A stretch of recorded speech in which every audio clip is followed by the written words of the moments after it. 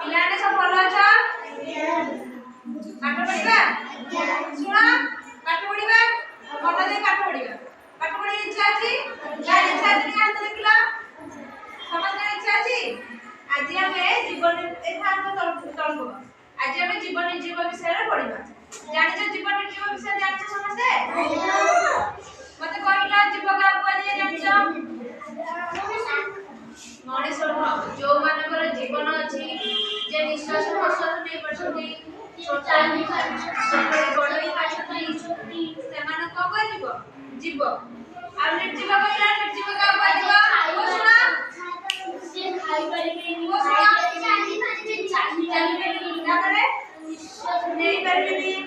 ନିଶ୍ୱାସ ନେଇ ପାରିବେନି, ଚାଲି ପାରିବେନି, ଗୋଟେ ଜାଗାରୁ ଆଉ ଗୋଟେ ଜାଗାକୁ ଯାଇ ପାରିବେନି, ସେମାନେ କଣ କୁହାଯିବ? ନିର୍ଜୀବ।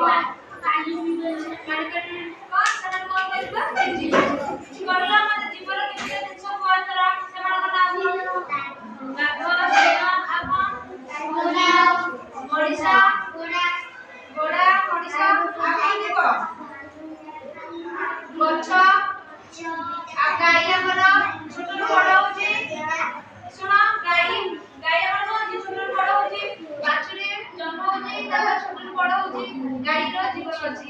ଆଉ କେମିତି? ଆଉ ମାଛ କଣ ମତେ କହିଲ ଜୀବ ନା ନିର୍ଜୀବ? ଜୀବ। ପିମ୍ପୁଡି ଜୀବ। ଆଉ ମତେ କହିଲ କଳାପଟା ଜୀବ। ଟେବୁଲ ଜୀବ। କଳାପଟା କଣ ନା? ନିର୍ଜୀବ। ଟେବୁଲ ନିର୍ଜୀବ। ଚେୟାର ନିର୍ଜୀବ।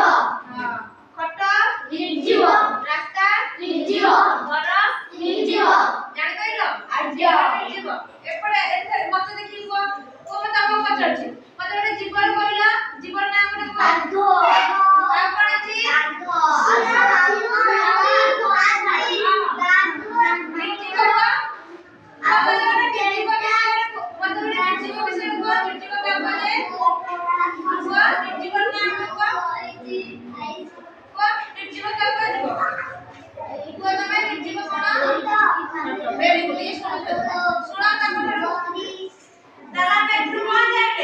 ଯୋଉମାନଙ୍କର ଜୀବନ ଅଛି, ଯୋଉମାନେ ଛୋଟରୁ ବଡ ହେଇ ପାରୁଛନ୍ତି, ଯୋଉମାନଙ୍କର ଅସ୍ତିତ୍ୱ ଅଛି, ଗୋଟେ ଜାଗାରୁ ଅନ୍ୟ ଜାଗାକୁ ଯାଇ ପାରୁଛନ୍ତି, ସେମାନଙ୍କୁ କୁହାଯିବ ଜୀବ। ଆଉ ଯୋଉମାନଙ୍କର ଜୀବନ ନାହିଁ, ଚାଲି ପାରୁନାହାନ୍ତି, ଖାଇ ପାରୁନାହାନ୍ତି, ଆଉ କଣ ଅନ୍ୟମାନଙ୍କ ସାହାଯ୍ୟରେ ସେମାନେ ଗୋଟେ ଜାଗାରୁ ଅନ୍ୟ ଜାଗାକୁ ଯାଉଛନ୍ତି। ଯେମିତିକା ଖଟ କଣ କରୁଛି? ଆମେ ଗୋଟେ ଜାଗାରେ ନେଇ ଅନ୍ୟ ଜାଗାରେ ରଖୁଛେ। ଖଟ, ଚେୟାର, ଟେବୁଲ, କଳାପଟା ଆମର ତାକୁ ସବୁ ରହିଲା ଆମର ନିର୍ଜୀବ ବସ୍ତୁ। ଜୀବ ନିର୍ଜୀବ ବିଷୟରେ ଜାଣିପାରିଲ? ମନେ ରହିଲା ସମସ୍ତଙ୍କର? ଯିଏ ପଚାରିଲେ କହିପାରିବ? ଜୀବ ନିର୍ଜୀବ। Very good. ଆଉ ମତେ କହିଲ ଗୋଟେ ଝିଅ, ତମେ କୁହ ଜୀବ ବିଷୟରେ କୁହ। ତମେ ଶୁଣିଲ ପାଠ ବାଘ। ଆଉ କଣ ହବ? ସିଂହ। ତମେ କୁହ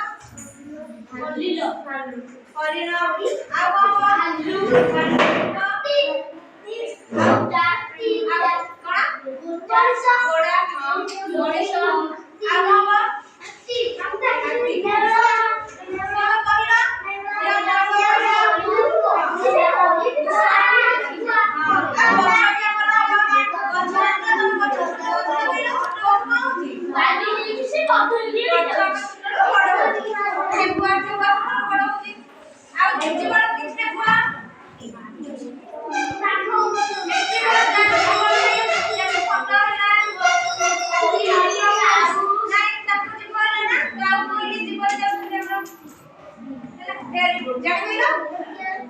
Very good.